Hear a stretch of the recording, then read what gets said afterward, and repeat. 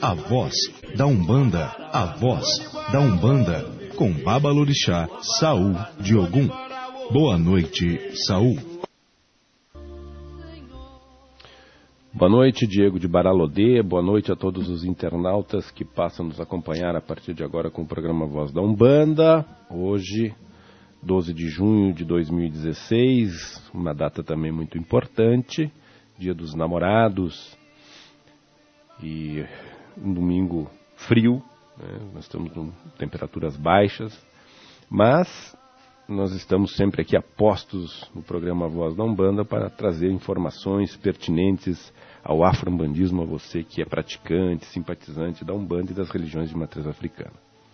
Eu quero saudar o Hipácio de Bará Agelu e Tânia de Obá, começando com o Hipácio. Boa noite, Hipácio, bem-vindo ao programa desta noite. Boa noite, Pai Saúl de Ogum. Boa noite, Diego de Baralodê, Tânia de Obá. Uma boa noite aos nossos internautas, a todos os umbandistas, a todos os batuqueiros, candomblecistas. Estamos aí mais um domingo de aprendizado, né? Hoje, nessa noite, como diz o Pai Saúl, muito fria, gelada aqui na Serra Gaúcha, mas estamos aí para aprender sempre com o nosso programa A Voz da Umbanda. Fraterno Saravá a todos. Muito obrigado, Hipácio. Meu boa noite a Tânia de Obá, bem-vindo ao programa. Boa noite, Pai Saúl de Ogum. Boa noite, Hipácio de Bará Agelu, Diego de Baralodê. Boa noite a minha madrinha Tânia Regina de Iemanjá, que nos brindou com um café quente. Muito importante, muito bem-vindo nessa noite fria. Novamente junto com vocês para mais um programa que espero seja de aprendizado para mim sempre e para vocês internautas também. Meu fraterno Saravá.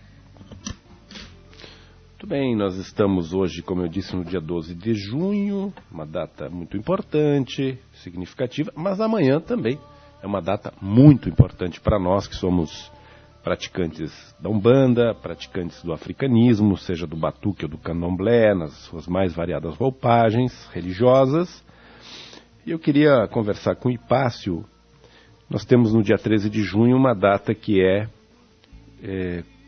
considerada um dia em homenagem, né, uma data de aniversário, de festividades para muitos terreiros, mas sobretudo para Bará, aqui no Rio Grande do Sul. O que significa para ti, Hipácio, que é filho de Bará, uma data como essa, 13 de junho, que enaltece, reconhece, vem trazer à luz essa entidade, esse orixá tão importante para a nossa prática religiosa? Pessoal, eu penso que todas as datas que nos levam a reverenciar, né, aos nossos orixás, à nossa ancestralidade, elas são muito importantes, né? Dia 13 de junho é uma data em que se comemora, está atrelada ao sincretismo, né, católico, dia de Santo Antônio, e se faz essa ligação, né? Importante as pessoas que realizam homenagens, enfim, ao seu orixá. Como disse Babadiba, o orixá é para ser cultuado, reverenciado, respeitado e temido, né? Então é importante nessas datas. Eu, particularmente, para mim, o dia de Bará é o dia do assentamento do meu Bará. Eu nunca fui de fazer comemorações, enfim, celebrações, especificamente no dia 13 de junho, mas respeito muito quem faz, né? E só que eu, por uma questão pessoal, eu penso que dia do Bará, para mim, é o dia do meu assentamento, dia do assentamento do meu orixá. Mas respeito muito e sempre que possível, né, eu vou ao terreiro, bato cabeça, enfim, arreio frente e tal, pela tradição, né, respeito à tradição. Nós sabemos que quando se pratica, seja a Umbanda, seja o batuque, no nosso caso aqui no Rio Grande do Sul, todos os dias é o dia do orixá, todo dia nós nos relacionamos ou procuramos nos relacionar com essas entidades, e não é um dia especial que deve ser diferente, né, considerar aquele dia como uma data especial, mas achar que é o mais importante. Não, é apenas um marco, até para que lembremos que essas datas elas são para reverenciar apenas a importância do orixá nesse panteão todo, né, as suas contribuições, que ele também tem destaque, às vezes a gente esquece. Mas o dirigente, ele tem um compromisso de todo dia fazer a saudação ao seu orixá, sobretudo ao seu orixá, e aos demais que ele tem seu vínculo. Quando nós nos relacionamos bem com uma entidade, com o orixá, nós acabamos, por extensão, nos relacionando com os outros também. Quando se trata com carinho um determinado orixá, tu está tratando com carinho seus irmãos, as suas irmãs, porque nós estamos interligados, né? Os orixás estão interligados também. Eles não estão tão fragmentados como nós pensamos. Então, essa data do dia 13, que é feriado em Bento, é o patrono de Bento Gonçalves, é Santo Antônio, logo o Bará, né? Cidade que seria do nosso operador, né, de som, Diego de Baralodê, e tantos filhos de Bará, do Márcio de Bará. É uma data importante para a cidade de Bento Gonçalves, que tem seu padroeiro como Santo Antônio. E para nós, como entendemos, já falamos isso muitas vezes, deste orixá, ele é o Senhor absoluto, né, da comunicação, é o Senhor também responsável pelo fogo. Na verdade, os 4 elementos são muito ligados a esse orixá. Nós chamamos... O sincretismo também coloca São Pedro como sendo Bará, né? E o Baralodê, né? Eles colocam como Baralodê, do lado da Cabinda, né? São Pedro, por causa da chave, né? Ele tem uma relação. Já para outros, como Pedro é pedra, está ligado a Xangô, e então depende da nação. Mas, pelo menos assim, de forma genérica, unânime, eu diria, o Bará, o Santo Antônio, ele pega todas as nações, né? Ou seja, a qualidade do Bará é que muda, porque eles botam o São Pedro mais como Lodê. Como Lodê, né? Como o senhor. Eu até comentava com a Tânia, Pai Saul, quando eu era criança, que minha mãe frequentava os terreiros e eu acompanhava, conheci um senhor que trabalhava numa entidade que nunca mais eu ouvi falar, né? De alguém que trabalhasse com essa entidade, Caboclo Santo Antônio. Uhum. Interessante. Quer dizer, então quem seria o Caboclo Santo Antônio da Umbanda? Santo Antônio está ligado a Bará, né? E não existe uma linha que é regida por Exu na Umbanda, né? Eu já vi Caboclo Antônio Mal, né? Já vi esse nome. Agora, Santo, não. Né? O Caboclo Antônio Mal, eu já vi. Inclusive, tinha uma imagem deste caboclo, que ele se apresentava assim como um baiano, Caboclo Antônio. E aí botava Antônio Mal, ele era uma entidade assim muito mal, não no sentido de maldade, né? Porque ele era muito sisudo, muito sério, muito diferente do perfil do baiano, mais alegre, ele era mais sisudo. Mas tinha essa imagem, eu acho que ainda tem, nas imagens Bahia, Caboclo Antônio Mal. Já vi Caboclo Antônio, os pretos velhos têm muito Antônio, agora Santo, não sei, é estranho, né? Santo Antônio. Porque aí já coloca numa posição de, nós consideramos de ascensionado, né? E não seria, certo? Não caberia essa. Muito bem, eu quero trazer uma contribuição aqui do Camus, né? Umbanda, uma visão esotérica, que é um livro muito interessante, ele esteve aqui conosco. É o Charles, né? Nosso professor Charles, um abraço a ele se ele estiver nos ouvindo. E aqui ele fala das guias e colares que eu quero compartilhar com... As pessoas fazem muitas perguntas e compartilhar conforme a visão que ele traz, que eu acho interessante. Ele diz assim: na Umbanda temos a presença de vários instrumentos, entre aspas, ele coloca mágicos e ritualísticos, entre eles as guias ou colares, os quais a grande maioria das pessoas, mesmo entre os umbandistas, não faz a mínima ideia de qual sua importância e real utilidade. As propriedades e finalidades deste amuleto são muitas, várias inclusive desconhecidas por enquanto. Vou aqui citar algumas que considero essenciais. Então ele está falando das guias, as chamadas miçangas, né? Mas nas correntes de Umbanda nós já temos as guias definidas, assim como no batuque. Para melhor compreensão, vamos relembrar rapidamente que na Umbanda, diferentemente de outras religiões espiritualistas que trabalham com mediunidade, no médium não se manifestam fantasmas, mas entidades muito antigas e preparadas. cada uma com finalidades, conhecimentos e habilidades específicas, dependendo de sua natureza e da linha do qual atua. Além disso, também já vimos que cada médium de Umbanda costuma trabalhar com entidades específicas, um grupo de seres que são determinados através de ligações kármicas atuarem através do seu médium. Somente em algumas raras exceções, um umbandista pode realizar um trabalho específico com uma entidade diferente das quais ele costuma incorporar, o que só acontece em casos muito especiais, onde a necessidade exige os conhecimentos ou propriedades daquele outro guia, aliado àquele médium para realizar uma operação mágica particular. A guia, o colar, nesse contexto, serve a 2 propósitos inicialmente. Primeiro, auxiliar e fortalecer a ligação energética do médium trabalhador com as entidades espirituais com as quais ele atua. Neste caso, o colar é magnetizado com energias afins às do guia espiritual e das suas linhas ou falange, tornando uma espécie de ímã que torna a ligação mediúnica, a ligação médium-entidade mais sólida e estável, principalmente no momento da manifestação. Segundo, proteger, bota entre aspas, fechar o médium com as energias de seus guias, diminuindo assim a possibilidade de que outras entidades, espíritos zombeteiros, elementais, fantasmas, etc., se aproximem dele. Já vimos que a manifestação na Umbanda é controlada e organizada, cada médium trabalha com entidades específicas e não tem por que incorporar outros seres dos quais desconhecem a origem e as intenções. A magnetização da guia colar protege o campo energético do médium, impossibilitando que forças e inteligências estranhas, indesejáveis, entrem em contato e se manifestem ou interfiram de qualquer forma que seja na situação que só prejudicaria o aparelho, no caso é o médium, atrapalharia o trabalho dos verdadeiros guias espirituais.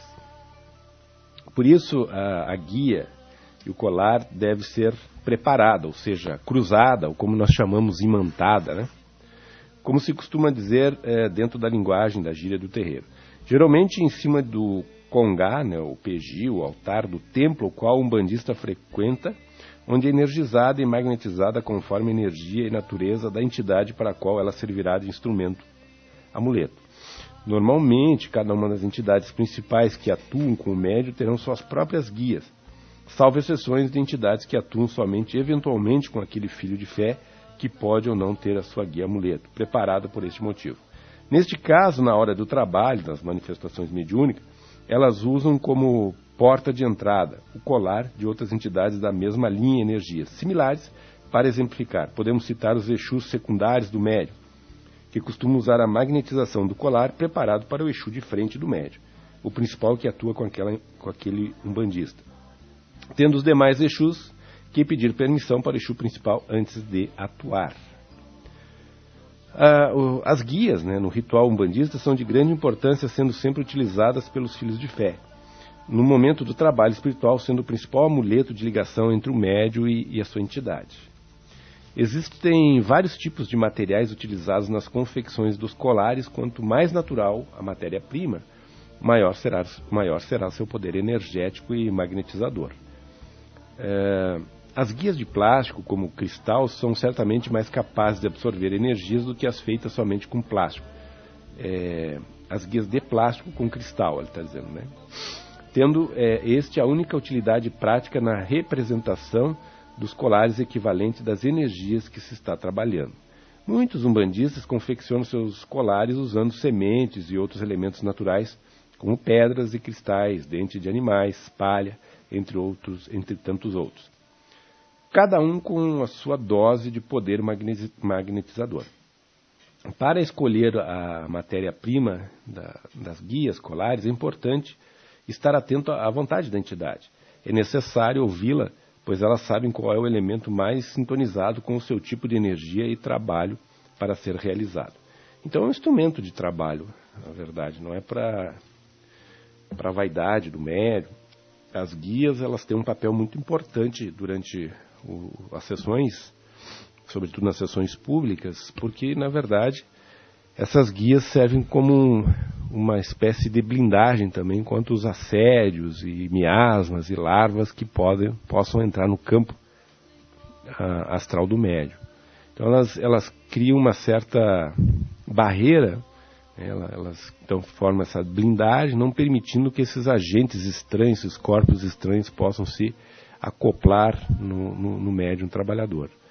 E a entidade se utiliza isso. Então o uso contínuo vai sofrendo um processo que nós chamamos de retroalimentação.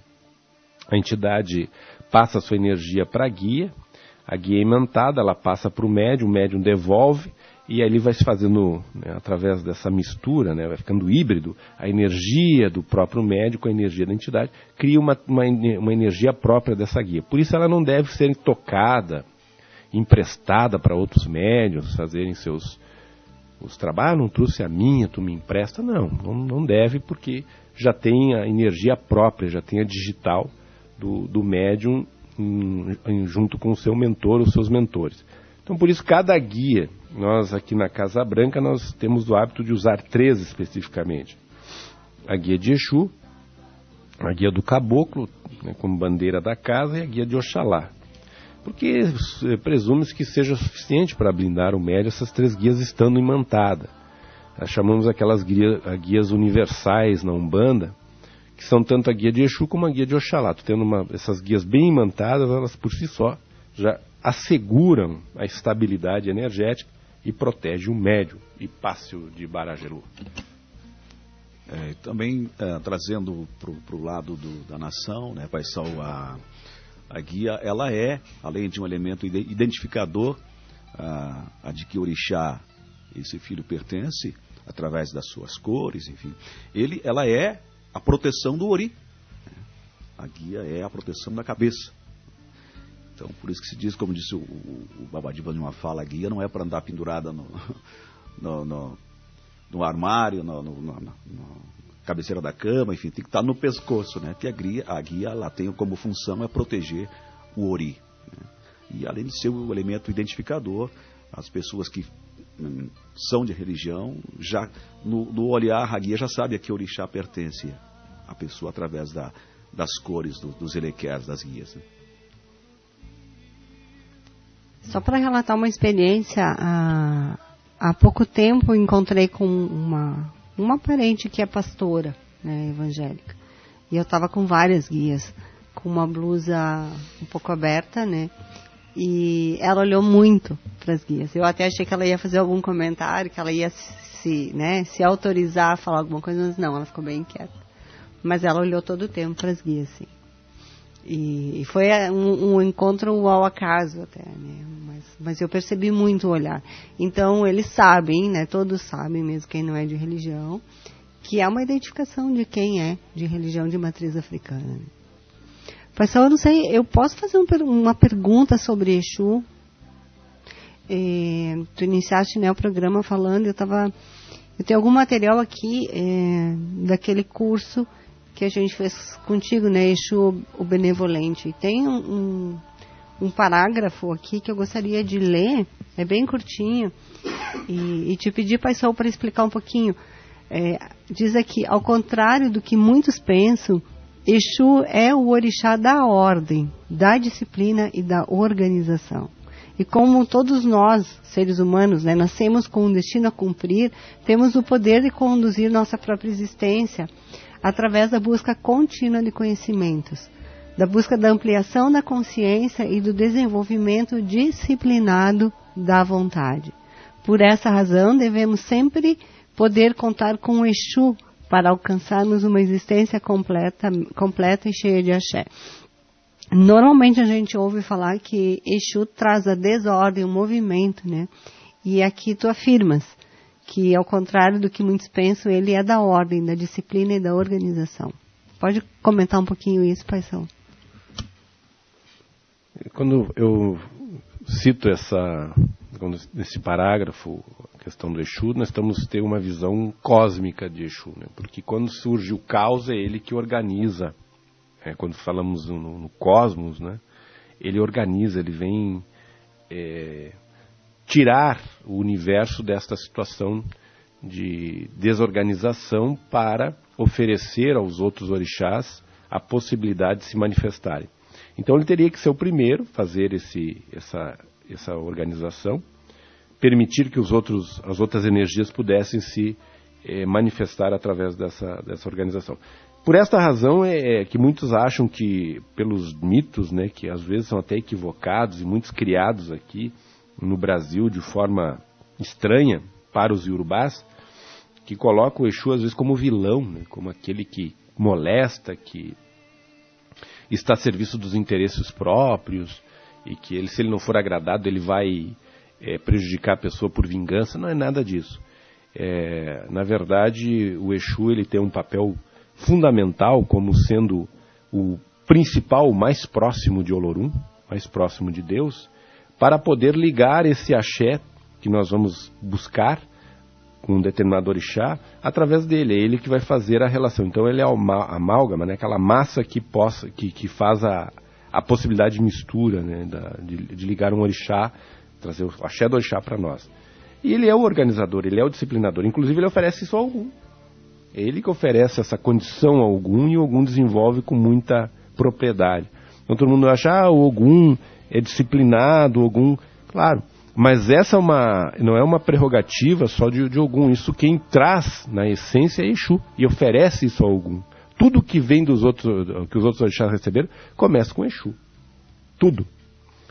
Tanto é que o fogo que é dado a Xangô começa com Exu. Sem o fogo de Exu, o Xangô não teria. Todas as manifestações no orbe terrestre, tudo tem que passar por Exu, inclusive o próprio Ifá. Sem Exu não teria como. Então ele é aquilo que eu digo sempre, os olhos, os ouvidos de Olorum. E organizador do cosmos. Então essa coisa de desorganizar é no sentido de desorganizar para poder organizá-la. Ele desestrutura para estruturar. É uma maneira muito interessante dele, porque às vezes a pessoa, para entrar na nossa própria caminhada existencial na vida, para acharmos o caminho, nós temos que nos desencaminhar, para depois nos reencontrar e não perder mais. Então Exu é muito hábil nessa sua forma de nos ensinar. Por exemplo, nós temos no Evangelho, eu já citei isso aqui, que Moisés ficou 40 anos vagando pelo deserto em busca da terra de Canaã, né? A terra prometida, enfim. Mas na verdade é uma alegoria dizendo que quando não se está bem, a gente fica perdido no deserto pensando qual é o melhor caminho. Então diz que Deus, na sua infinita sabedoria, deixou Moisés com o seu povo, com os hebreus, naquela condição para ver realmente o que queriam, porque foi dado a eles a liberdade da saída do jugo egípcio, e fizeram algumas atrocidades, alguns equívocos, né, como adorar o bezerro de ouro, e alguns conflitos armados muito sanguinolentos. Moisés teve que patrocinar a morte de 6.000 hebreus em razão disso, por causa do desvio de conduta e a prática de um ritual que era diferente ao que se tinha comprometido com a figura de Deus e tudo mais. E da mesma forma, eu faço essa alegoria, por analogia, o Exu, que quando nós não estamos bem, ele nos deixa na encruzilhada, para que reflitamos, né, que comecemos a fazer uma viagem interna e ver qual é o caminho que devemos tomar.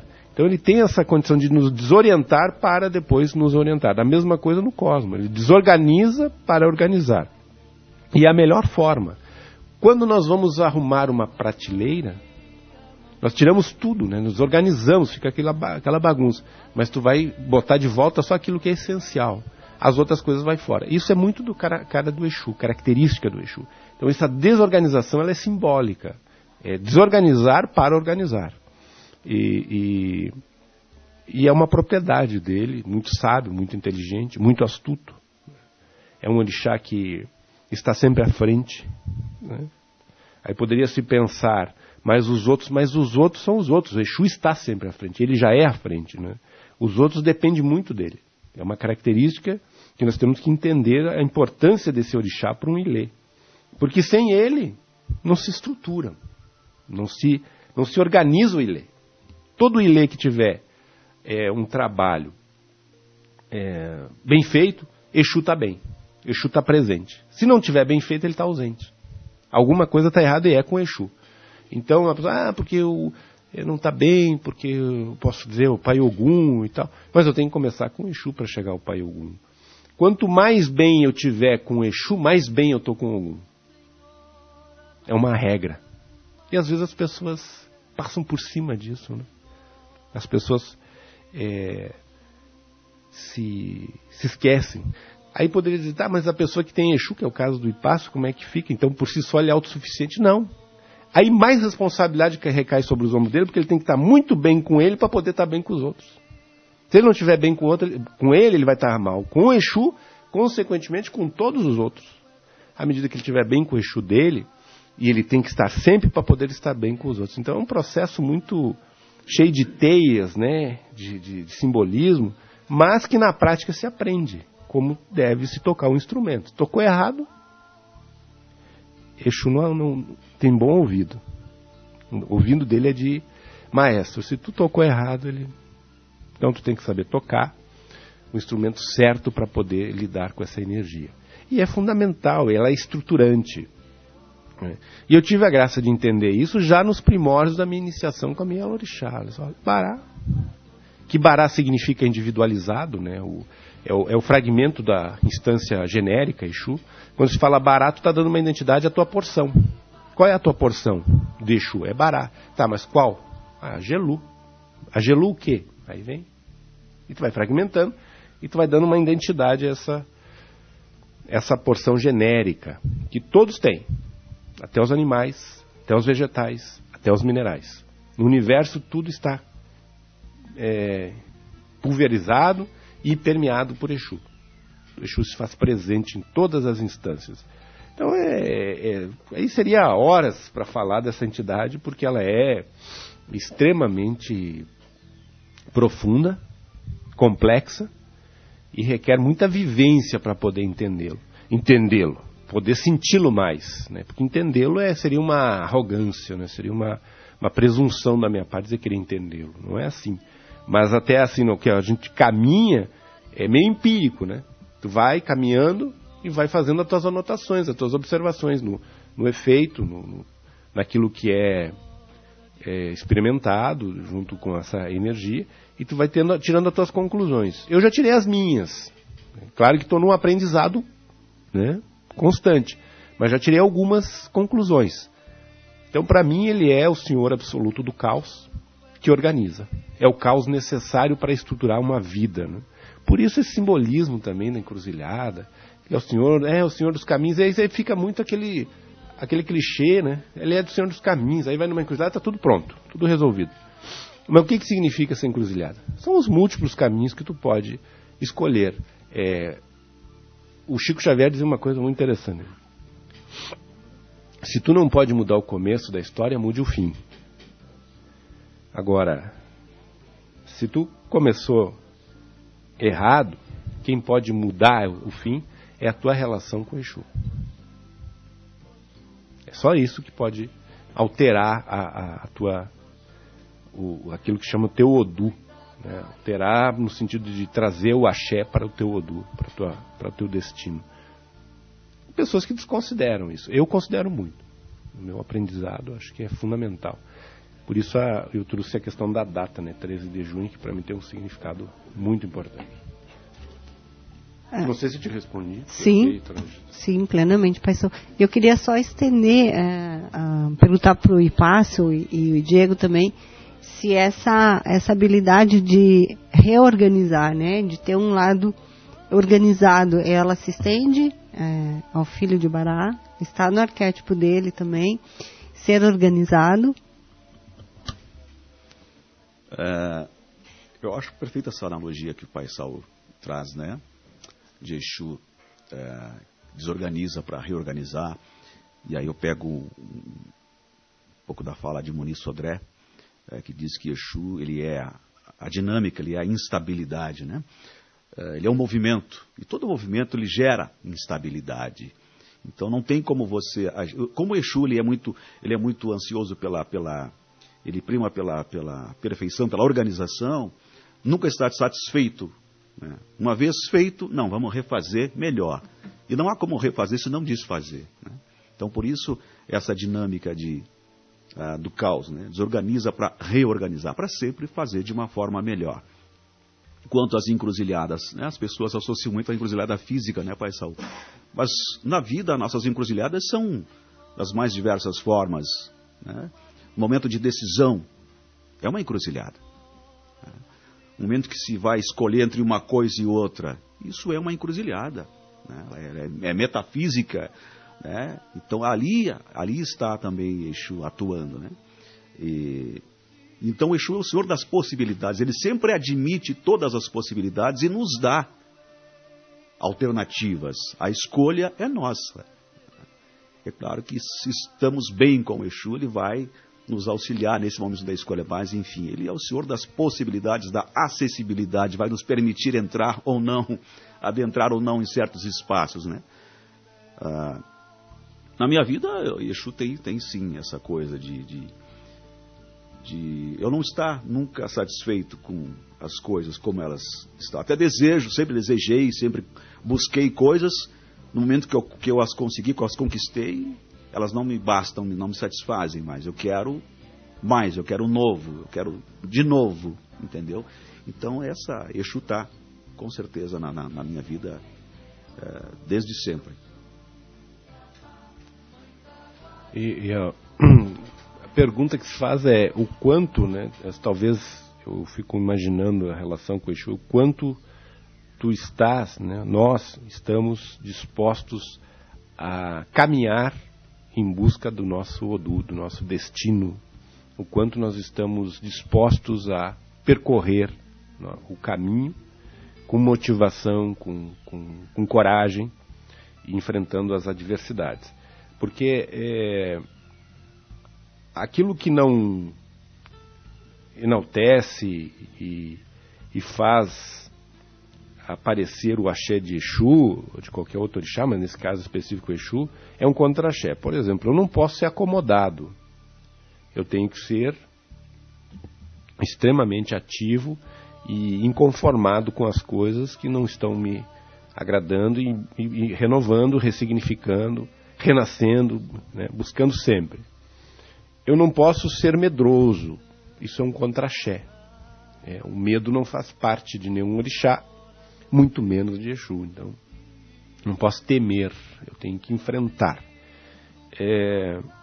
Eu não tenho que me preocupar com as, entre aspas, né, com os riscos que possam atingir meu corpo ou me levar à morte.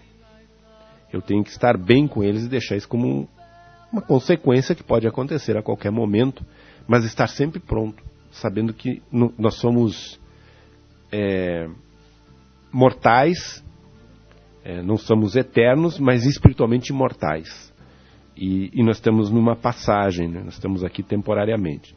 Mas eu tenho que passar esse período ligado a esses orixás com dignidade, com vigor, com força, com coragem, com enfrentamento dentro de todas essas dificuldades que possam surgir. Sem choro, sem chorumelas, né? Sem queixumes, sem medo, como eu disse, e com resiliência, fazendo, né, me reconstruindo, readaptando.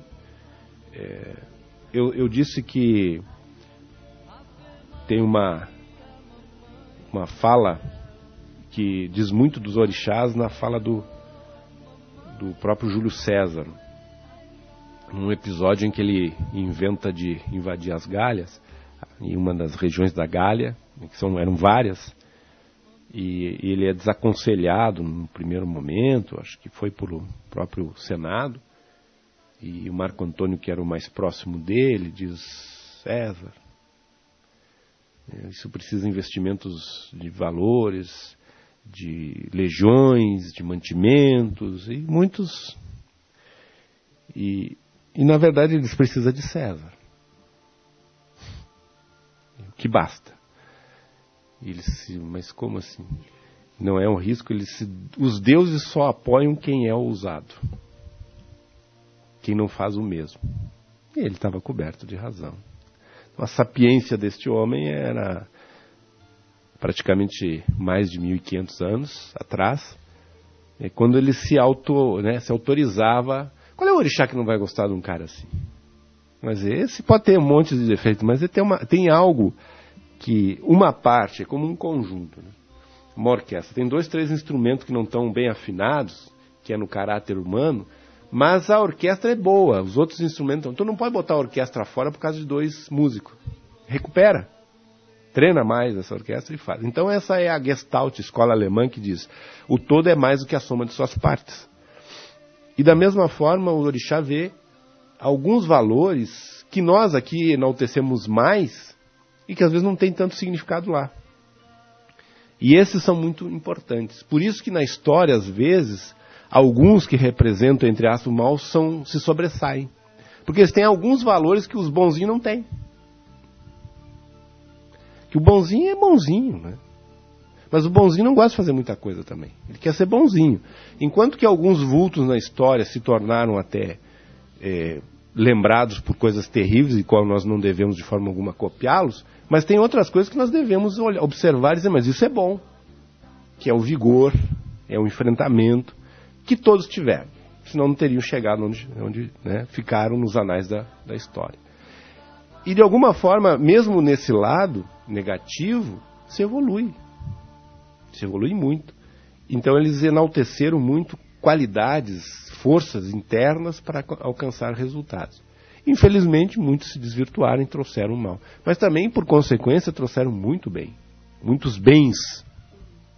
Né? Trouxeram mortes, terrorismo, muitas vezes, mas, por outro lado, alguns trouxeram grandes contribuições para a humanidade, que são reconhecidas até hoje. Então, a síntese de tudo isso quer dizer, nós temos que viver, e ali entra a questão do mito, imitando o orixá. Nós temos que tentar copiar eles na ousadia, no vigor, na força, porque nós temos elementos deles dentro de nós. E nós temos a mania de nos apequenar, né? Achar que não, sempre... Não é assim. Não sei o que vocês pensam. Por coincidência, hoje, à tarde, falávamos, eu e Passe, sobre algo muito semelhante, que é de cumprir nessa vida, nessa encarnação, as coisas às quais nos propomos, né, antes de encarnar. E cumprir com coragem, né, e cortar cordões umbilicais, e também falamos sobre isso, porque certamente, Pai Saul, nós não encarnamos para sermos os bonzinhos, esse bonzinho, né, que tu te referes, né, entre aspas, que é o bonzinho que não faz nada, né. E existe uma visão equivocada e por conta disso uma conduta equivocada de que não fazer o mal significa fazer o bem. E não é verdadeiro isso, né? Fazer o bem muitas vezes, quase sempre, exige muita força de vontade, uma vontade férrea, né? Uma coragem de se expor e de enfrentar situações, né? Ficar em casa não prejudicando ninguém não significa estar fazendo algo, muito, muito pelo contrário, né? O não fazer, o seu bonzinho, o que não prejudica, cria espaço e fortalece aquele que prejudica. Então, foi uma coincidência, né, essa fala tua, Pai Saul, e as reflexões nossas, minha de Passe hoje à tarde, sobre tarefas a serem cumpridas. Né, e que preço que pagamos por isso e como nos colocar perante isso, né? Na opinião de muitas pessoas, o bonzinho é aquele que não se rebela, né? Aquele que não reage, aquele que não questiona, aceita as imposições. Esse é o bonzinho. Partindo desse pressuposto, diga assim, eu sou contrário, eu sou o elemento mau. Eu sempre fui questionador. Eu trago como exemplo a minha profissão. Durante muitos anos eu fui radialista, atuei em grandes empresas, enfim, várias e grandes empresas. Mas sempre que você aceita tudo que o sistema lhe impõe e não questiona, você é o bonzinho. quando você questiona determinadas ordens, determinações, aí você passa a ser um elemento já meio que mal visto dentro do sistema. E eu perdi muito espaço em função disso. Depois de um certo tempo, eu comecei a ser autocrítico e crítico do sistema e não aceitar determinadas coisas. E aí deixei de ser o elemento bonzinho no meio. E paguei o preço por isso, né? E na vida é assim. Então eu me considero, vou pagar o preço, mas eu não vou ser tão bonzinho quanto desejam que eu seja. Eu sou questionador,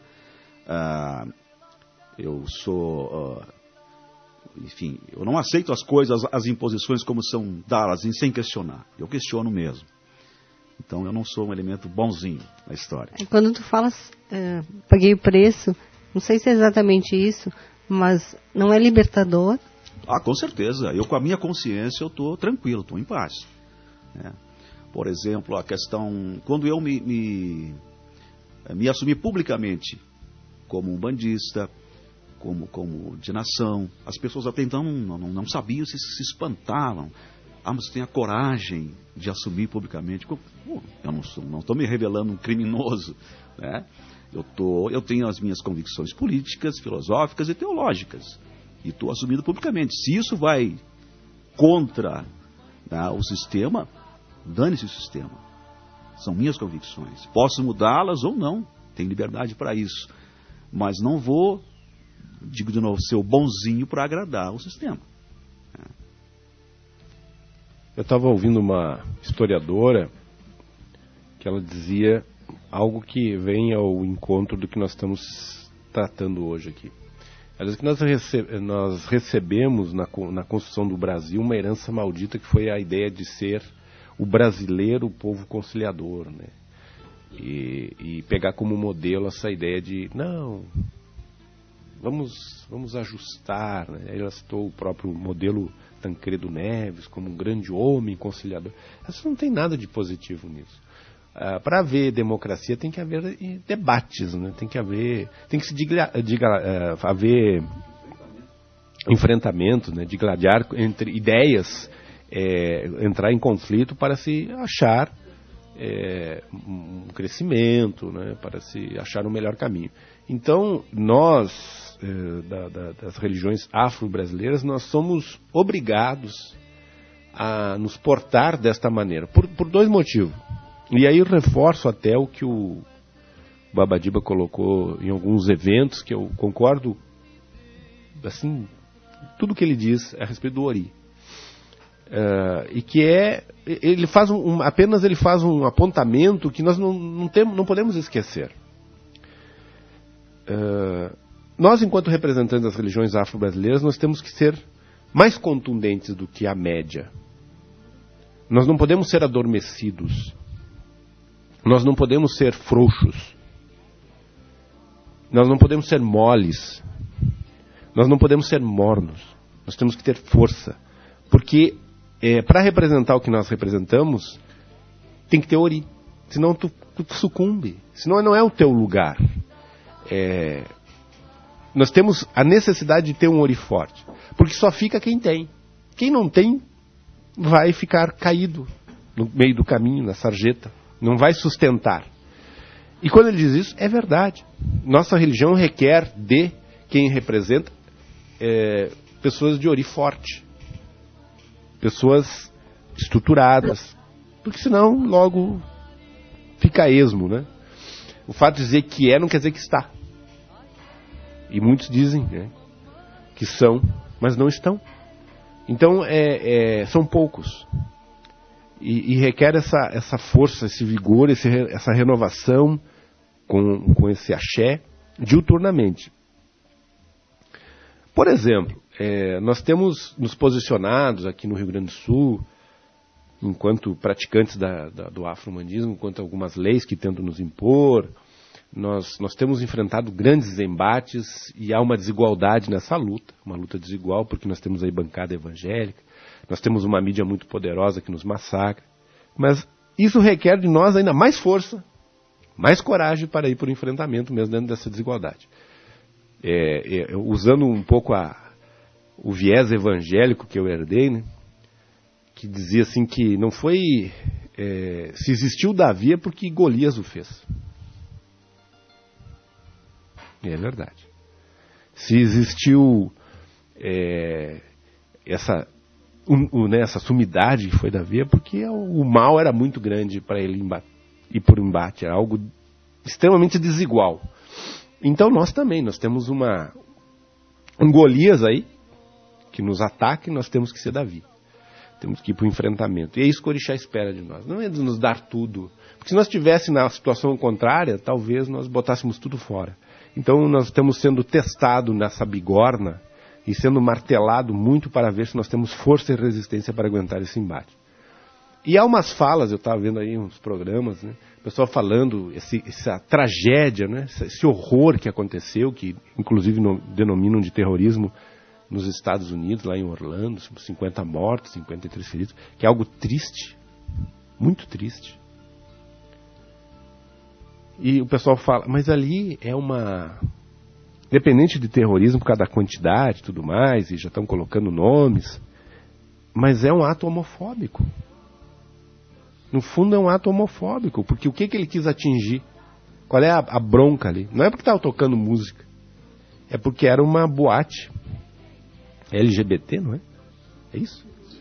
Então é um ato homofóbico, não é porque arma. Então o pessoal não fala muito disso, eles falam em terrorismo. Por que eles não falam que é um ato homofóbico? O governo brasileiro se manifestou e não colocou que é um ato homofóbico, colocou como um ato terrorista. E aí fica o terrorismo. Mas eles generalizam, mas não vão no fato, na causa disso. Se agride um babalorixá dentro de um terreiro e quebra tudo, é vandalismo. Não tem outro nome isso aí. Briga de vizinhos, às vezes. Brigas de vizinhos. Não fala em intolerância religiosa. Que deveria, eu acho que as leis agora deveriam ir... o Paulo Paim, se eu não me engano, estava tentando, né, fazer isso.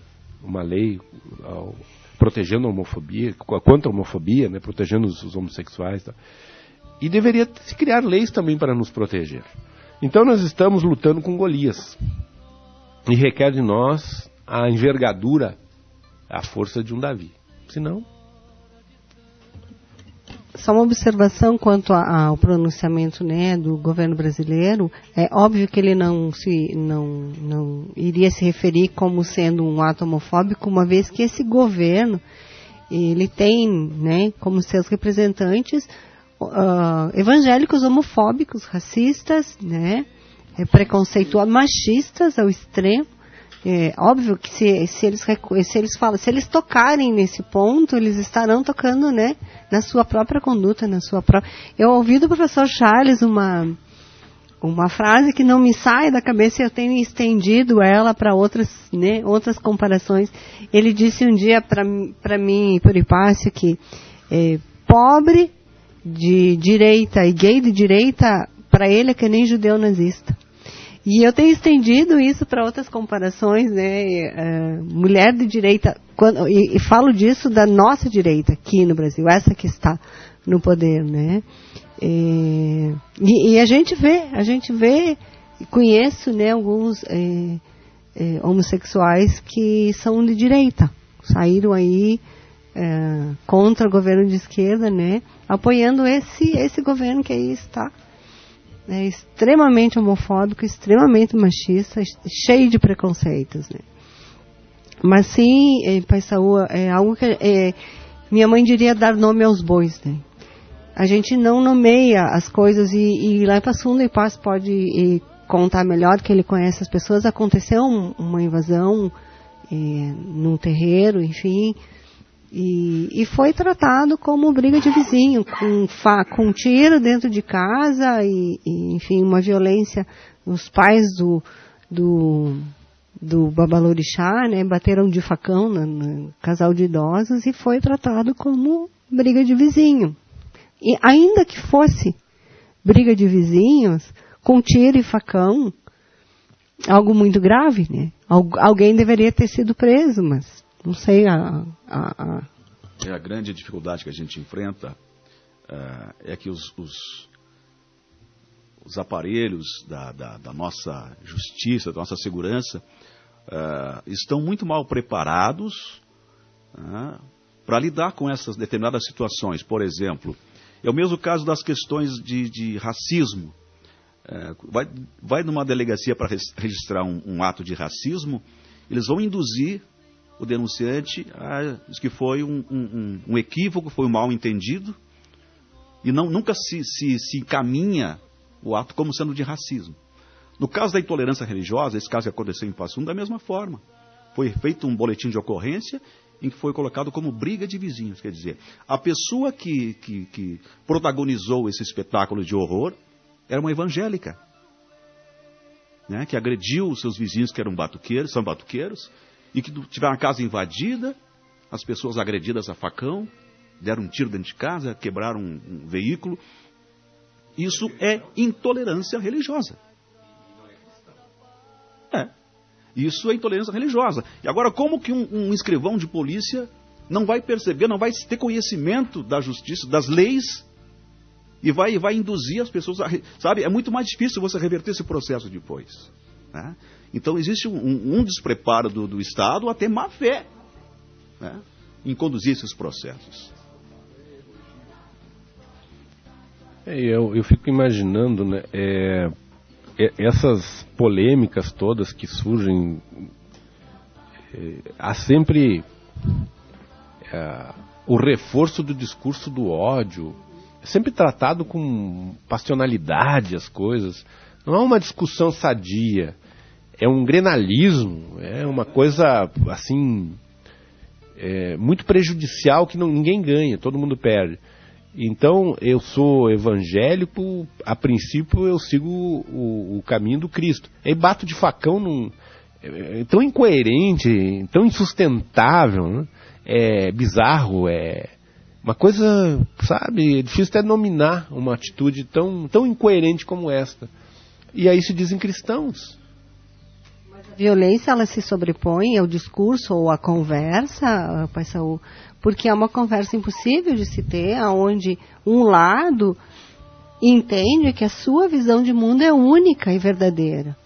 Então não há possibilidade de um discurso enquanto, né, os lados envolvidos não perceberem que cada um tem direito à vida, que a vida é dada a todos nós. E escolhas. E escolhas, certamente. Então, esse ódio existe por conta de visões estreitas. Não há outra explicação, muito estreitas. O preocupante é que esse ódio, ele é fomentado, alimentado por lideranças, né? São pastores, são bispos, são padres, enfim, que disseminam esse ódio, né? E agora antes de ir para a rádio, estava olhando uma postagem do mestre Lomi Lodô, ele é de Pernambuco, mestre juremeiro, relatando o fato de que ele entrou no ônibus, se deslocando, enfim, para um determinado endereço, e que havia um vendedor ambulante. E começou a oferecer os produtos dele, bala, doce, não sei o que e tal. E aí começou a fazer citações bíblicas. Se declarou um evangélico dentre os passageiros. Ao perceber que havia dentro do ônibus juremeiros, umbandistas, ele começou a pregação de forma agressiva, né? E aí se estabeleceu o caos dentro do ônibus, né? Aí foi chamada a fiscalização, o veículo parou, porque as pessoas elas se arvoram, né? Achar que a sua visão de mundo é, como a Tânia disse, absoluta, e não aceitam o outro e agridem. E aí é uma violência muito maior que a violência física. A violência física já é o limite, extrapolou, mas começa muito antes, né? A pessoa, quando não entende e não respeita a posição do outro, a escolha do outro, a visão de mundo do outro, ela já está violentando, já está agredindo, né? Aliás, isso, agora essa semana também alguém comentou, postou alguma coisa com relação às igrejas evangélicas adentrando os espaços dos índios, né? Evangelizando os índios. Existem igrejas evangélicas se instalando dentro das reservas indígenas, né? E aí até o Baba Hendrix, que vai ser um dos nossos facilitadores no curso da ITU, colocou que o Estado não pode, nesse caso, se envolver, porque por ser Estado laico, ele não pode impedir que, a não ser que os índios de sã consciência, de livre, né, rechassem essas igrejas. Mas é uma violência que vem se perpetuando desde o descobrimento do Brasil, aliás, desde a invasão do Brasil. O Brasil não foi descoberto, foi invadido.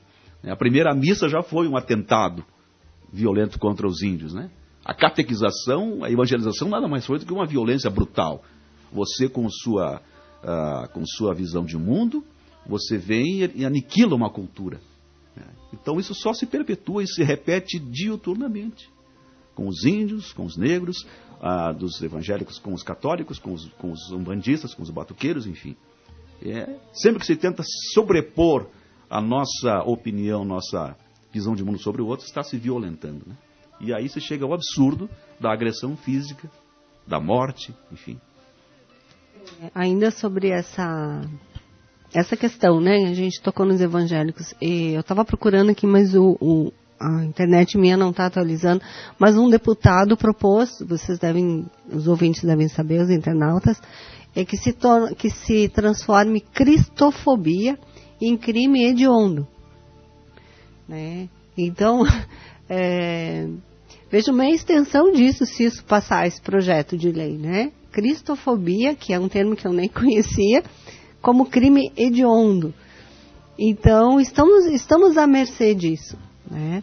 E ficar quieto e não se posicionar por medo, não vou me expor ao ridículo, não vou brigar com meu vizinho, meu parente até, é ser bonzinho, aquele bonzinho, né?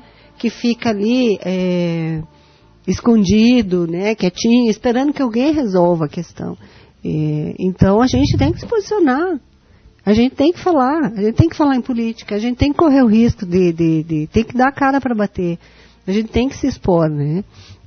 A gente tem visto que a direita no Brasil, né, se posicionou, foi às ruas, pediu impeachment, né, e sumiram. Quem é que está nas ruas? É a esquerda que está tentando, né? Então alguém está esperando que o outro resolva esse problema, que aí está, né? Que se avance as investigações, e aqui não se trata de defender a esquerda, nem de defender um lado, mas de se olhar para tudo que acontece. A gente não pode aceitar, achar errado que o PT, né, seja corrupto, mas aceitar do PSDB, só para exemplificar. Nós temos que ter um discurso e uma prática coerentes, senão a gente não chega a lugar nenhum. Muito bem, nós estamos aqui no programa Voz da Umbanda, na noite de 12 de junho de 2016, Dia dos Namorados, e é uma noite fria. Amanhã, dia 13 de junho, dia do nosso poderoso Orixá Baraexu, no qual nós falamos de algumas coisas importantes sobre esta força, esse senhor do axé, né? Bem, eu vou pedir, gentileza, que o Diego de Baralodê anuncie os nossos apoiadores e coloque uma curimba de Umbanda de Exu e uma reza, um pouco da reza de Exu, de Bará para nós, que estamos aí chegando quase no dia 13 de junho. Já voltamos. A minha vida é ser boêmio, iluminai o meu terreiro. A minha vida é ser boêmio. Ai, ai, meu rei. Meu rei. Iluminai o meu terreiro. Quando o clarão da lua ilumina a madrugada.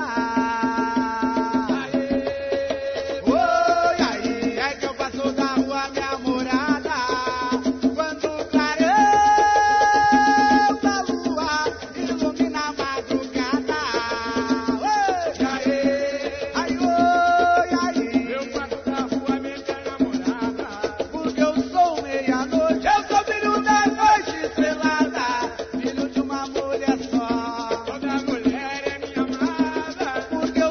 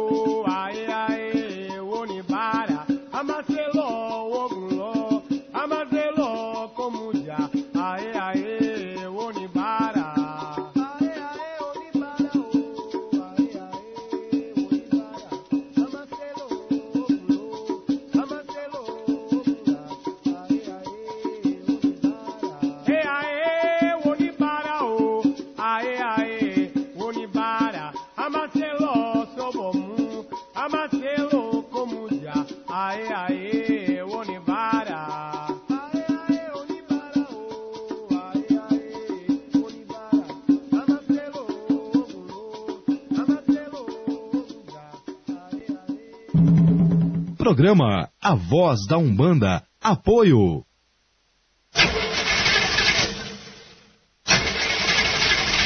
Automecânica Medeiros.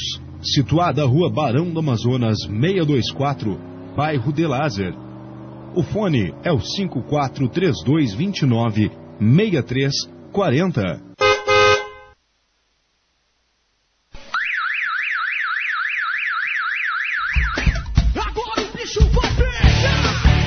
Delta Sistemas de Segurança. Pensou em segurança patrimonial? Pensou Delta Sistemas de Segurança. Fone 543211-4391.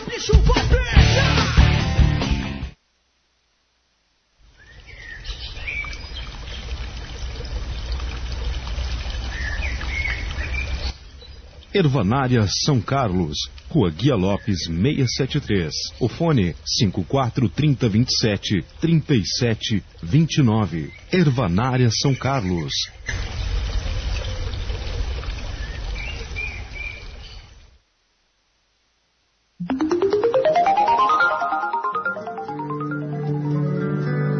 Marques e Marques Andaimes. Locação de andaimes para todas as necessidades. Construção civil, pedreiros, carpinteiros, eletricista, manutenção predial, incorporadoras, enfim, todos aqueles que precisam de elevação em sua manutenção ou obra, temos a solução. Marques e Marques Andaimes. Fone 2114.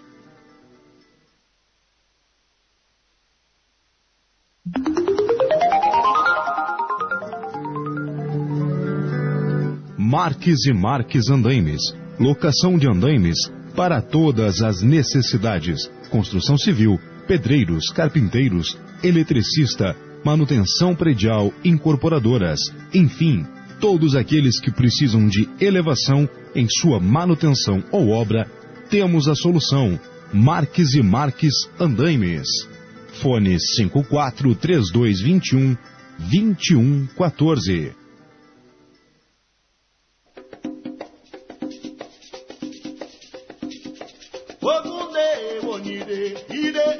Reino de Ogum Onira, situado à Rua Fernão Dias, 332, bairro Sagrada Família. O fone 54-3222-8163.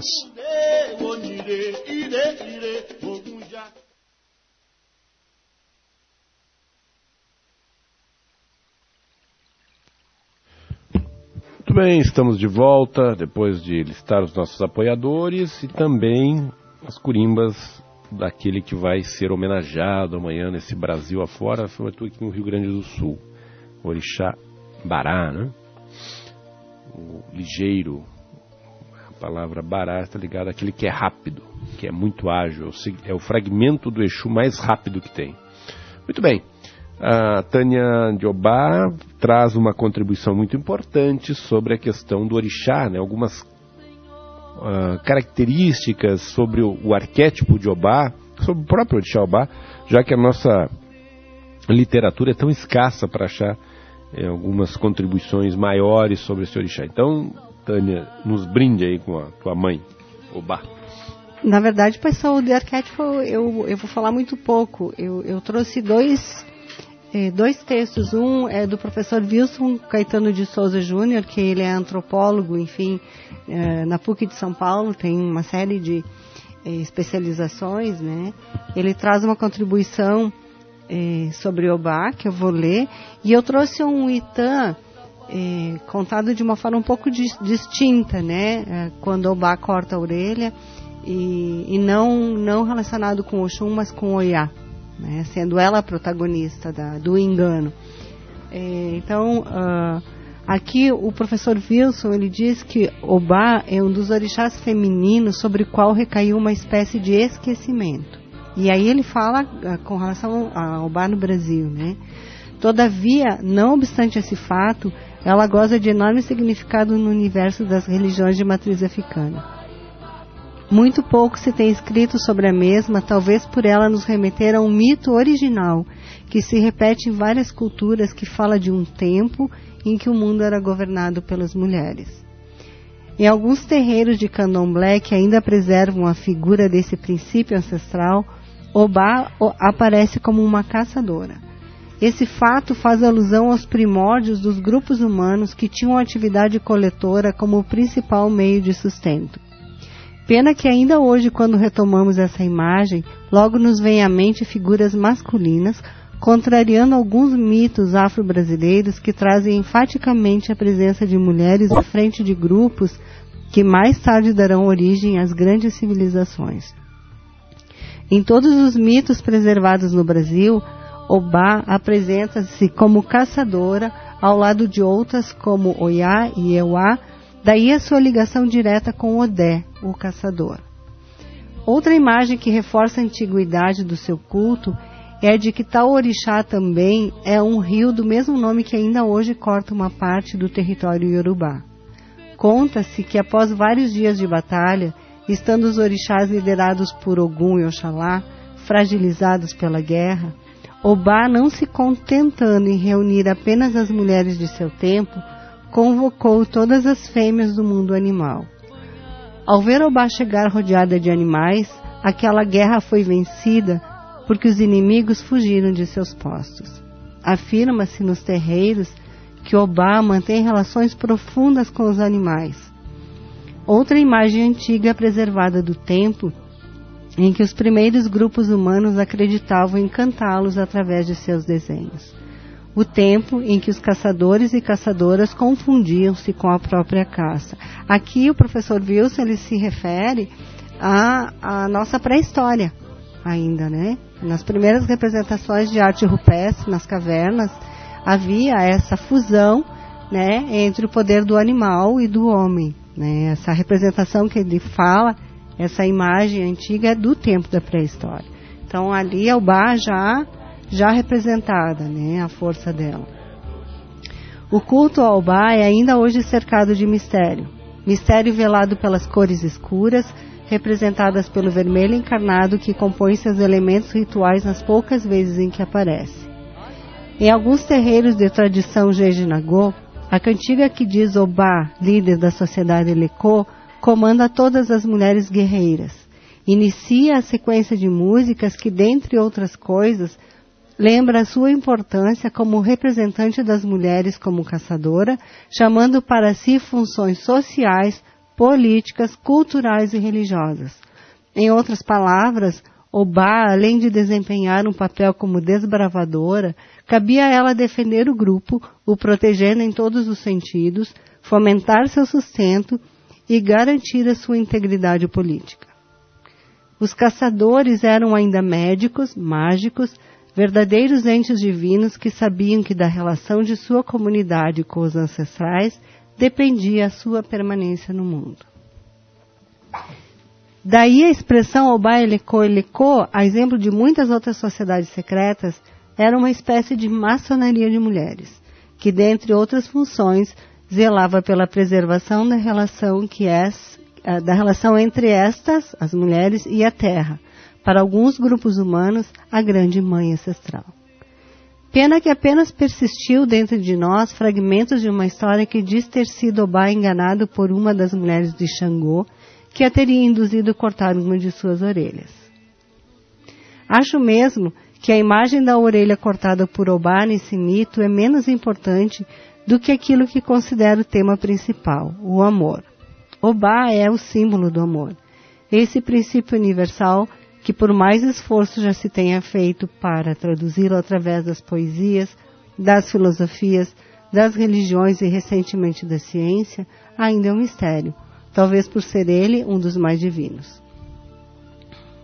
Gosto muito da história que diz que certa ocasião, muito triste por ter perdido um de seus filhos, uma mulher adentrou-se na mata e pediu ao Obá que o trouxesse de volta. Adormecida na floresta, a jovem sonhou com sementes que lhes eram trazidas por um enorme pássaro. Acordado do sono, a mulher foi procurá-las. Chegando à beira de um rio, mal pôde conter a sua alegria ao deparar-se com as sementes que à noite havia sonhado, ao mesmo tempo em que se deu conta de que era ela mesma o pássaro que à noite havia visto em sonho. Das sementes plantadas pela mulher, arrebentou uma planta que se transformou numa árvore de tronco escuro, a partir da qual a humanidade melhor podia se representar, trazendo presente na forma de escultura seus antepassados, o ébano.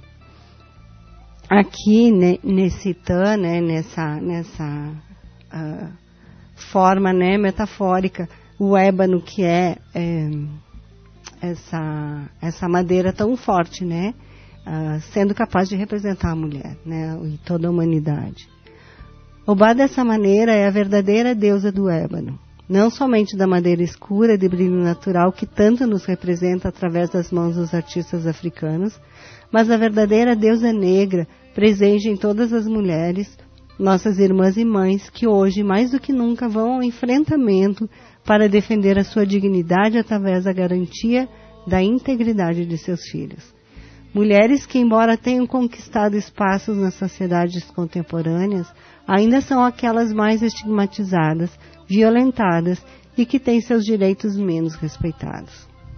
Mulheres que, como Obá, amam e por isso vão à luta por seus sonhos e são capazes não apenas de liderar quilombos, revoltas armadas, greves, movimentos sociais, mas grupos inteiros, pois assim foi desde o início, quando Obá saiu à frente, convocando todas as mulheres para reconquistar o mundo. Esse texto do professor Wilson, ele é um texto diferente de todos que eu tenho encontrado quando eu pesquiso sobre Obá. Me parece, algumas coisas que eu leio, algumas ou talvez muitas, a respeito de Obá um tanto desrespeitosas, né? Quanto à figura dessa orixá, né, minha mãe, por conta única e exclusivamente desse Itã, que tem muito a nos dizer sobre Obá, que aqui no Brasil se conta que ela cortou a orelha e foi enganada por Oxum, mas no entendimento da maioria das pessoas, Obá, ela é menosprezada, né? Como se ela não tivesse valor, que ela fosse inferior a Oxum, inferior às outras orixás, né? E que ela teria sido rejeitada por Xangô. Na verdade, eu entendo não como uma rejeição, né? Algo mais aconteceu. E também Oxum, quando se fala nesse mito aqui, quando se conta essa lenda, Oxum também foi objeto da ira de Xangô nesse momento, né? Mas só se fala da Obá, né? Que ele teria, enfim. E eu percebo uma falta de valorização, sim, da Obá. E falta de muito material. Eu encontrei um Itã que eu vou pedir para o Hipárcio ler, se vocês me permitem, que conta essa mesma versão, né?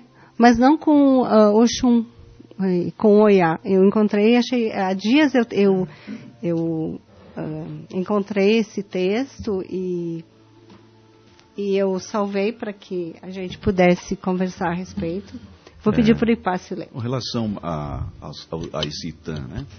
Ou com Oxum, ou com Oiá, né? As pessoas precisam fazer a leitura correta, né? Comumente, rasamente, as pessoas dizem, Oxum era esperta, Obá foi a trouxa, foi a enganada. Na verdade, esses Itãs, eles nos trazem, nos falam da condição humana, né? E nos trazem lições, nos trazem ensinamentos. É preciso que a gente faça a leitura correta. Eu quando ouço, leio esse mito, me salta sempre a figura da Obá como alguém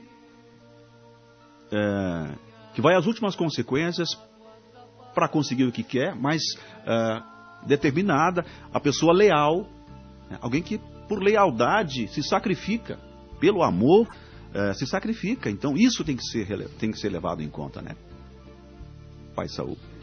Também lembrar, é uma contribuição aí bem importante da psicanálise, quando fala da questão do corte, né, da orelha, que é do pavilhão, está relacionada à sexualidade. Esse Itã só enaltece Obá, porque diante da malícia, a Obá era uma mulher casta, e enquanto tal era pura, e Xangô se surpreende, não é que ele se revolta, ela era virgem. Ela não era uma mulher que estava de mãos em mãos. Ela era uma mulher que tinha, por seu amor, se guardado para aquele que ela queria entregar, seu coração, não só o corpo. E ela se mantinha intocável. Ela era uma mulher diferente, não havia nenhum tipo de outro relacionamento, muito menos promiscuidade.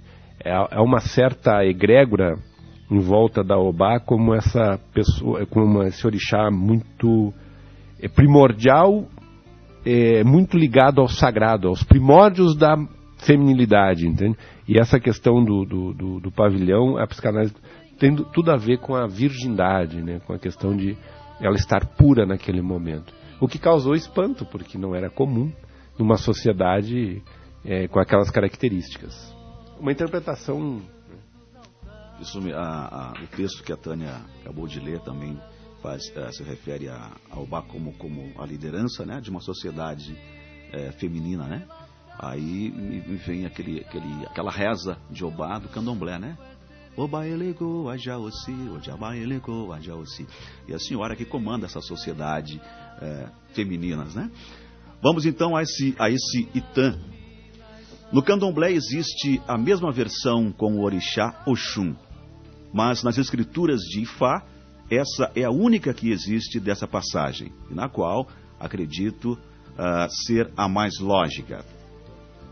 Obá é um orixá que representa o amor reprimido e o sacrifício pelo ser que ama, o sofrimento, e simboliza a fidelidade conjugal.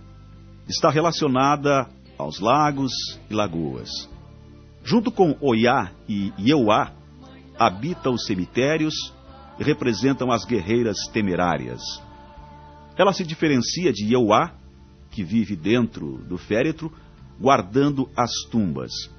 Obá é a orixá do rio que leva o mesmo nome, originário da terra de Tacuá, onde seu culto se estendeu pela terra de Oió e Tapa. Seu nome provém do Yorubá, Obá, Obé, sopa, Obá, rei, literalmente a sopa do rei. É o orixá de cabeça, tem o caráter ermitão e emocionalmente instável. Seus otás são 9 claras, em forma plana, semelhantes ao contorno de uma orelha. Filha de Obatalá e Iembó, e irmã de Oiá e Ieuá, amante de Xangô, e por ele cortou uma de suas orelhas, e por isso se viu exilada. Logo foi para o monte e posteriormente viveu na solidão do cemitério. Também teve um envolvimento com Ogum, a quem lhe entregou a bigorna, e este lhe ensinou a guerrear. O pai de Obá lhe disse que já era tempo de escolher seu marido e que teria que encaminhar sua vida, pois os ensinamentos haviam sido produtivos e que ele queria vê-la feliz. Xangô e ela se conheceram e no mesmo instante surgiu uma atração, um amor majestoso, profundo. Entretanto, ele vivia com Oiá, uma mulher de personalidade muito forte, parecida com a dele. Mas Xangô sabia que os atributos, benefícios e qualidades que Obá tinha favoreciam seu matrimônio e fariam de seu reino um reino mais forte e poderoso. No início, sua união foi feliz. Xangô deixou as andanças com Oiá e se dedicou por inteiro a Obá. Em seu palácio respirava-se a bondade e a tranquilidade. Oiá, de longe, observava Xangô e Obá, e não podia conter sua inveja. Por que essa mulher tão bela? E por acréscimo sua irmã havia conseguido o que ela nunca havia alcançado com seus encantos e feitiçarias: casar-se com Xangô. Pensou muito em como reconquistar o amor de Xangô, o qual não a deixava tranquila em suas lembranças. Um dia, deitada, adormeceu e teve um sonho fatídico sobre sua vingança. Em espírito se transportou para a morada de Iku e dos Eguns. E em um cemitério desértico, onde o vento balançava a copa das árvores e se ouvia o grito estridente das aves de rapina, encontrou Oiá uma solução para reconquistar o amor perdido e descansou pela primeira vez depois de muitos dias. Na manhã seguinte, foi ao encontro de suas irmãs no rio. Conversou e se divertiu com elas e ganhou a confiança de Obá, tão ingênua e doce. Mas não enganou a Oxum, que receosa alertou Obá sobre a estranha conduta de Oiá. Mas Obá não lhe deu ouvidos. Frequentemente Oiá dava a Obá receitas das comidas favoritas de Xangô, que a jovem zelosa cozinhava para seu marido. Até um dia em que a única coisa que tinha era cozinhar farinha de milho. Oiá lhe disse: "Não fique nervosa, que vais conseguir resolver isso como eu resolvi uma vez. Você tem que cortar uma das orelhas e preparar com o milho. Temperar com todos os tipos de ervas." Nesse dia, Oiá estava com um pano de 9 cores que lhe tapava as orelhas. Obá achou o pano de Oiá meio estranho, mas estava entusiasmada em agradar o seu homem e se apressou em cortar uma de suas orelhas e preparou a ele tão delicioso caldo de milho. Quando Oiá viu Xangô se aproximando, ela se converteu em um raio. Era tamanha a felicidade de Oiá que arrasou com o fogo parte dos bosques. Quando Xangô chegou, encontrou a mesa lindamente servida, com abundância de flores vermelhas como sangue. Abraçou sua mulher e lhe perguntou o que havia para comer, pois estava com uma fome atroz. Obá lhe serviu o seu prato favorito, o qual ele comeu com gosto, sem deixar de observar que sua mulher, a qual se encontrava diferente, ao perceber que Obá levava um pano, coisa que nunca usava, pois Xangô gostava de ver suas tranças, pediu que ela tirasse o pano. Ao vê-la sem uma orelha, tremeu de raiva, pois ele, o perfeito em sua beleza, não admitia ao seu lado uma mulher imperfeita. Obá compreendeu então como Oiá a enganou. Xangô, soltando fogo pelos olhos, a abraçou pela última vez e lhe disse que ela seria a única e verdadeira mulher, mas não teriam mais relações, mas a respeitaria por conta de seu sacrifício, e ela seria a primeira entre todas. Obá ficou muito envergonhada. A rainha das rainhas foi visitar o seu pai, Obatalá, e enquanto caminhava até o seu palácio, suas lágrimas brotaram naturalmente, deixando em seu rastro, um rio caudaloso que arrasava tudo que o encontrava pela frente, e toda a natureza se arqueava diante dela e saudava as lágrimas vertidas pelo coração destroçado de Obá. Obatalá, ao ver Obá, lhe agradecia por ele ter lhe dado seus dons divinos, compreendeu a traição de Oiá. E isso foi a grande decepção de Obá, que não compreendia as falsidades humanas. Por isso, ele concedeu o que sua filha havia lhe pedido. Quero ir onde ninguém possa me ver. Quero a tranquilidade do que não existe. Quero viver com os mortos, com os espíritos, onde ninguém possa me fazer mal. Aí essa relação também de Obá com o cemitério, né? É que te confesso, para mim é algo novo. Nunca vi nenhum tipo de relação de Obá com o cemitério, né, com o Campo Santo. Interessante. E mostra aí, na verdade, coloca o Oxum como numa outra posição, né?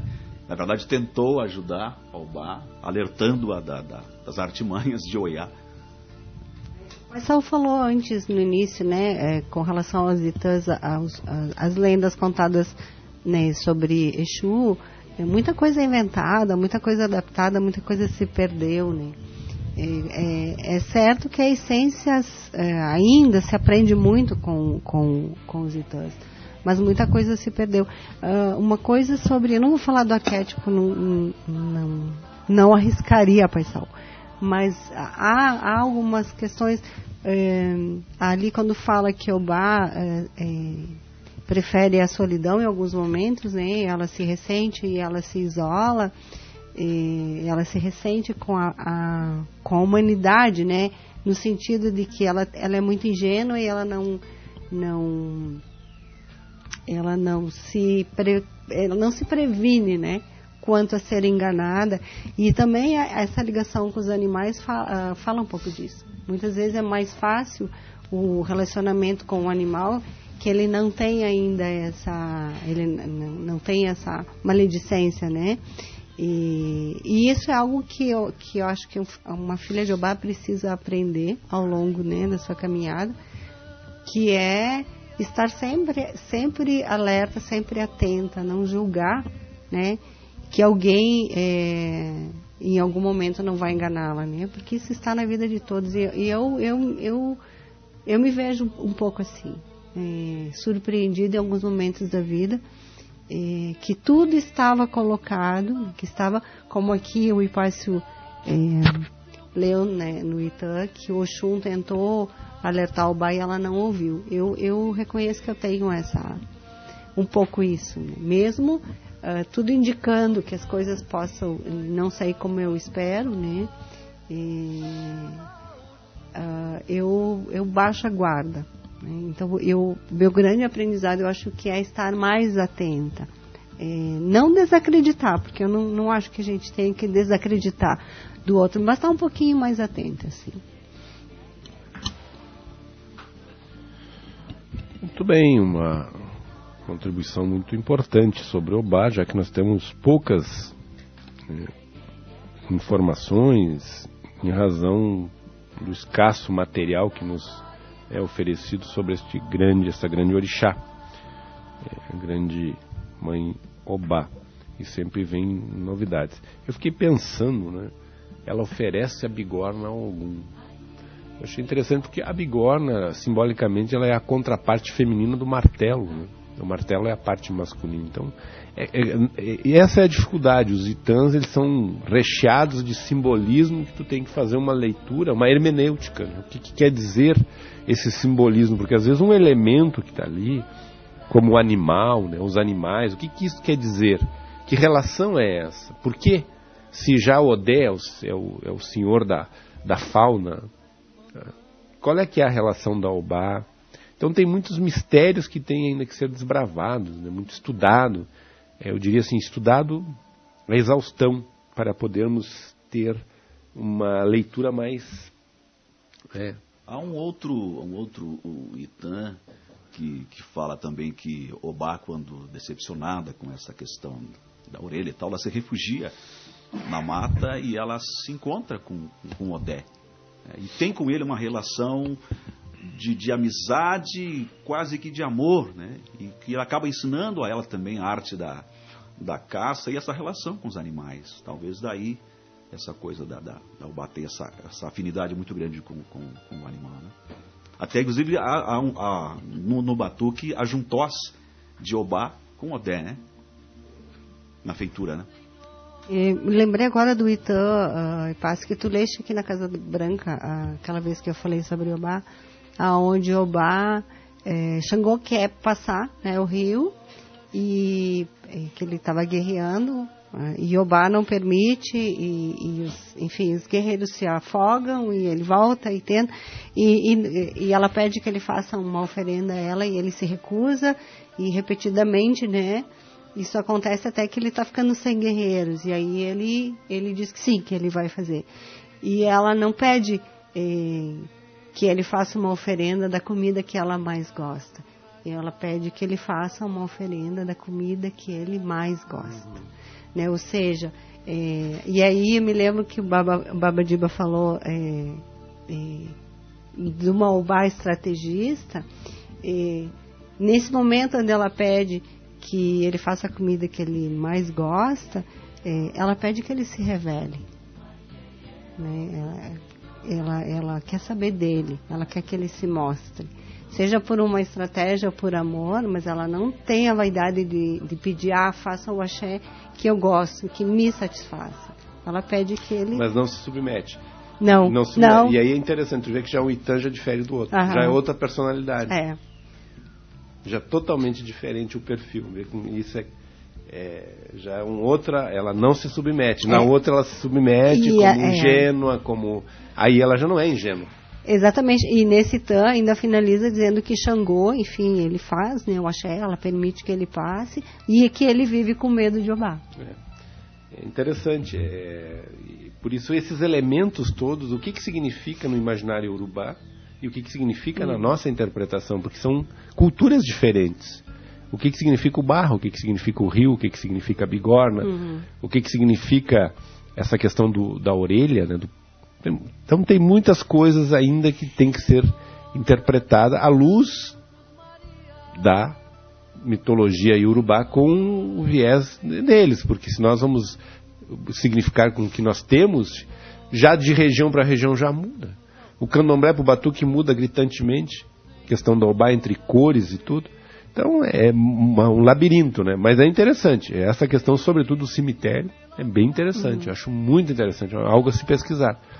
Quantas informações pode se obter aí sobre Obá que nós cometemos o crime de não saber, né? Eu percebo, hoje ainda tentei buscar mais material já na internet, né? Sabendo que não ia encontrar, mas enfim, às vezes algo novo. Há incontáveis sites e blogs que falam de lendas, né, dos orixás.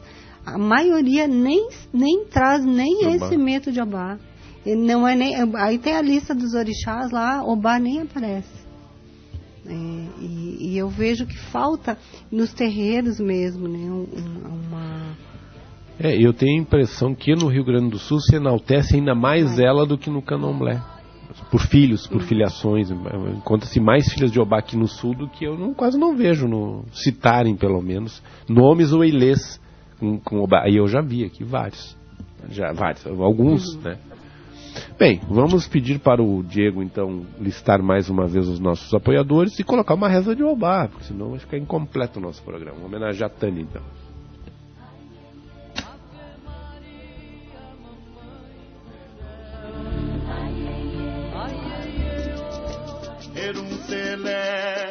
Erum Selé, o Babairá, Erum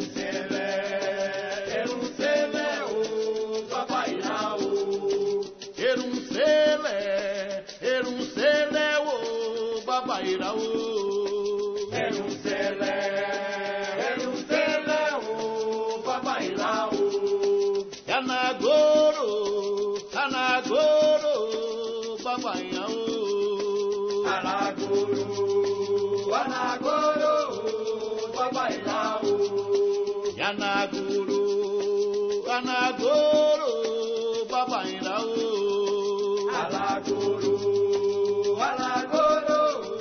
Babairá, Obadacainlo, Queremi, Obajacainlo, Querioma, Alabauê, Obadacainlo, Queremi, Obadacainlo, Queremi, Obajacainlo, Queremi, Alabauê, Obadacainlo, Queremi, Obadacainlo, Queremi, Obajacainlo, Querioma, Alabauê, Obadacainlo, Queremi, Inhainha, Odemo, Cofilana, Inhainha, Odemo, Cofilana, Inhainha, Odemo, Cofilana, Inhainha, Odemo, Cofilana, Inhainha, Odemo, Cofilana, Inhainha, Odemo, Cofilana, Edi, chama Fele, Edi, chama Fele, Yobacoco, Eroni, Edi, chama Fele, Edi, chama Fele, Edi, chama Fele, Yobacoco, Eroni, Edi, chama Fele, Edi, chama Fele, Edi, chama Fele, Yobacoco, Eroni, Edi, chama Fele, Edi, chama Fele, Edi, chama Fele, Yobacoco, Eroni, Edi, chama Fele, a Coco, Fereni, a Coco, Fuiaba, a Coco, Fuiaba, a Coco, Fereni, o Baueinho, Einho, Baueinho, Einho, o Baueinho, Einho, o Baueinho, Einho, Xerecum, Xerecum, Xerecum, Xerecum, Xerecum, Xerecum, Xerecum, Xerecum, Xerecum, Xerecum, Xerecum, Xerecum, Xerecum, Xerecum, Xerecum, o Baueinho, Einho, Baueinho, Einho, o Baueinho, Einho, o Baueinho, Einho. Sabadouro, Conhanhã, Sabadouro, Conhanhã, Sabadouro, Conhanhã, Sabadouro, Conhanhã, Sabadouro, Conhanhã, Sabadouro, Conhanhã, Sabadouro, Conhanhã, Sabadouro, Conhanhã, e Baoni, Oiace, o Baoni, Oiace, o Baoni, Oiace, o Baoni, Oiace, o Baoni, Oiace, o Baoni, Oiace, o Baoni, Oiace, o Baoni, Oiace, e Sabadouro, Conhanhã, Sabadouro, Ye Okedoro, Conhanhã, Sabadouro, Conhanhã, Sabadouro, Conhanhã, Okedoro, Conhanhã, Sabadouro, Conhanhã, Sabadouro, Conhanhã.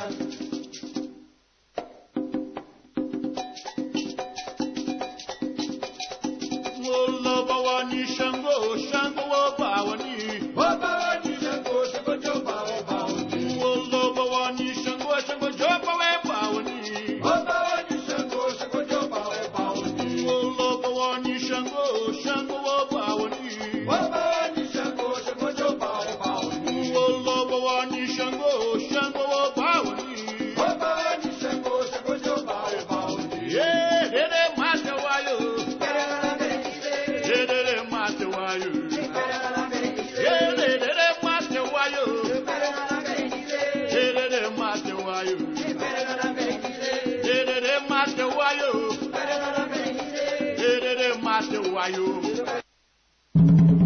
Programa A Voz da Umbanda. Apoio.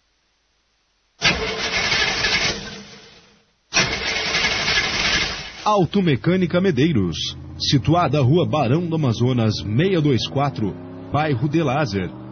O fone é o 543229-6340.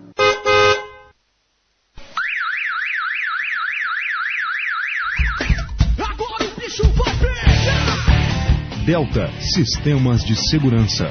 Pensou em segurança patrimonial? Pensou Delta Sistemas de Segurança. Fone 543211-4391. Bicho vai pegar!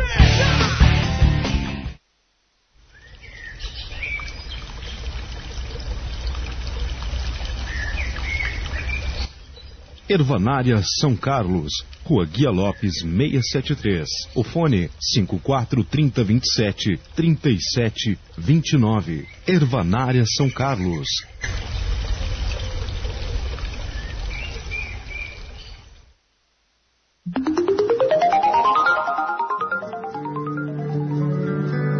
Marques e Marques Andaimes. Locação de andaimes para todas as necessidades. Construção civil, pedreiros, carpinteiros, eletricista, manutenção predial, incorporadoras, enfim, todos aqueles que precisam de elevação em sua manutenção ou obra, temos a solução. Marques e Marques Andaimes. Fone 543221-2114.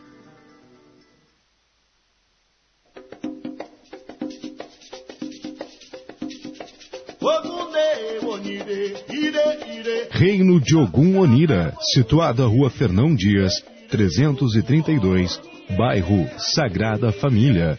O fone 543222-8163.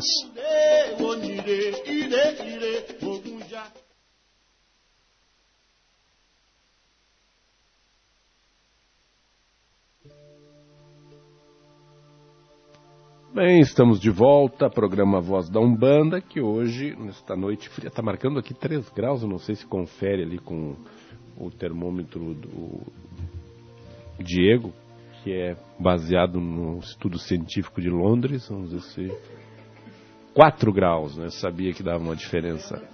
O meu também dá 3 aqui. O meu dá 3 graus. Muito bem, nós vamos às considerações finais do programa. Peço ao Hipácio de Baragelu que teça seus comentários, já que antecede aí por poucas horas uma data importante do seu orixá, né? Pai Saul, a gente vai ter oportunidade de voltar ainda aqui, Tânia, antes da nossa mudança. Nós mudamos dia 24, mas dia 13 a gente vai estar aqui. Dia 3? Uhum. Bom, eu não posso dar essa certeza. De qualquer forma, eu tenho muito a agradecer. Esse é um momento de mudança de novo na minha vida, né?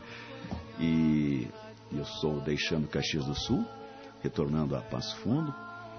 Mas essa passagem por Caxias, para mim, foi fantástica, né? Eu me identifico muito com o Exu, por essa coisa de movimentação, deslocamento, de acontecimento, de ação. Minha vida sempre foi pautada dessa forma. E essa minha vinda a Caxias do Sul, essa minha passagem por aqui, acrescentou muito. Ela foi arquitetada, né, pelo astral, pela ancestralidade, enfim. Mas me trouxe muito, me acrescentou muito como pessoa, como religioso. Eu estabeleci aqui relações de amizade muito fortes, conheci pessoas, vivenciei aqui na Casa Branca a Umbanda como nunca na minha vida. E como disse já para o Pai Saul, eu não estou cortando o cordão de prata, né? A gente está mudando de cidade, mas a gente vai ficar muito ligado, né? Não tem como romper com tudo que foi aprendido aqui. Então eu tenho muito a agradecer ao Pai Saul, a Mãe Tânia, toda a família da Casa Branca de Ogum Miramar e da Cabocla Estrela do Mar, pela acolhida, né, pelos ensinamentos, e vou levar daqui muita coisa boa, muita saudade, né? Mas vou estar muito ligado, né?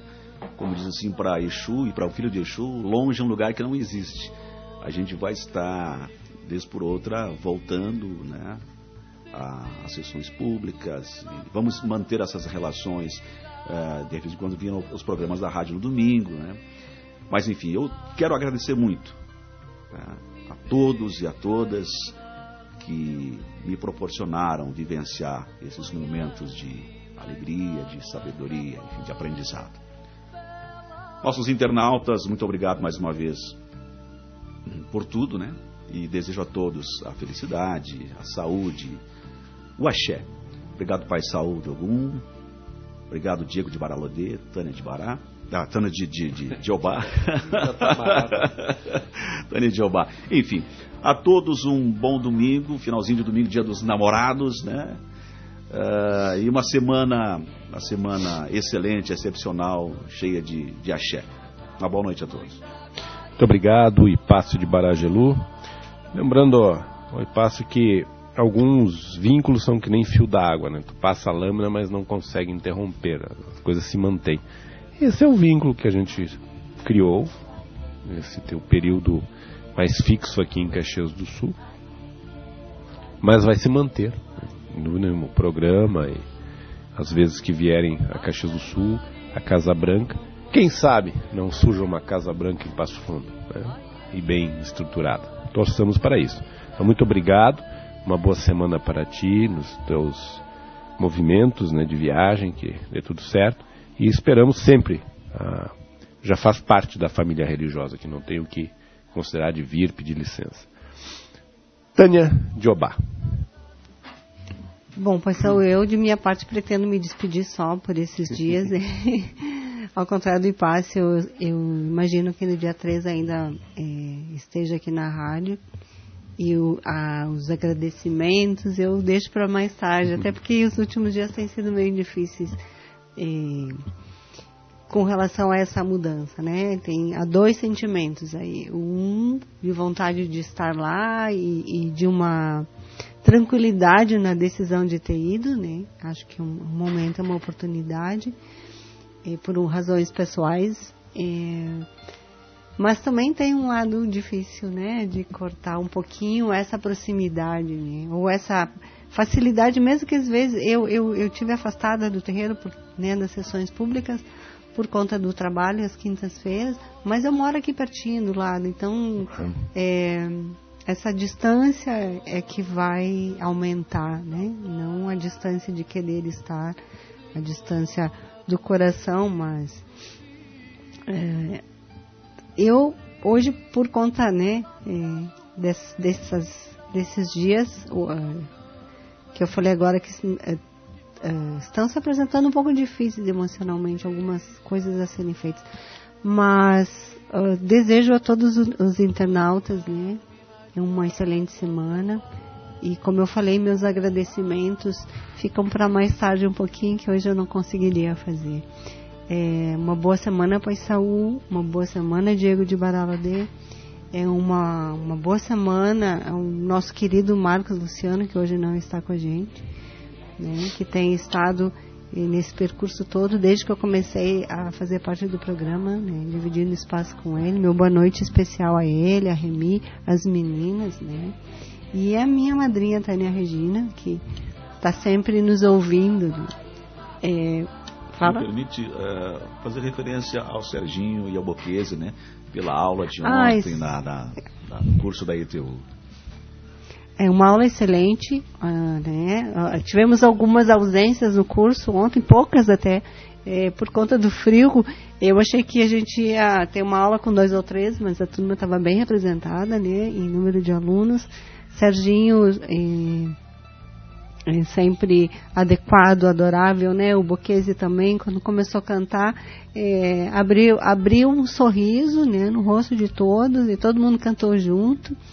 E foi uma aula muito boa. Semana que vem, Raquel Filipeto, Ervas da Umbanda. Então ela vai trazer esse ensinamento sobre o axé das nossas folhas, das nossas ervas, né? E como utilizar isso da melhor maneira. Parabéns, Serginho, parabéns, Buquês. Também quero, né, dizer a eles a alegria de saber, né, ter esse retorno, que foram bem, não poderia ser diferente. Então, parabéns ao Boquese, parabéns ao Sérgio Birajara, e já estão fazendo parte, então o Boquese, né, já está fazendo parte da próxima turma novamente. A 8ª, que vai surgir logo. Eu quero renovar os meus agradecimentos e cumprimentos aos internautas, agradecer o Diego de Baralodê, Hipácio de Baragelu, Tânia Jobá, minha digníssima esposa Tânia Regina de Iemanjá, pelo programa de hoje. Uma data muito importante hoje, Dia dos Namorados. Eu fico observando aqui o Hipácio e a Tânia com um leve sorriso um para o outro. Quer dizer, as coisas boas das relações. E nós vamos nos preparando para amanhã, dia 13, pedindo que o Pai Bará nos traga muito axé, muita saúde, muita prosperidade, tudo de bom que Ele tem para nos oferecer, e é bastante coisas. Então, que possamos estar sob a égide deste grande orixá para nos proteger, nos dar saúde e trazer tudo que está relacionado ao seu poderoso axé. Uma boa noite, um bom início de semana e até domingo que vem com o programa A Voz da Umbanda.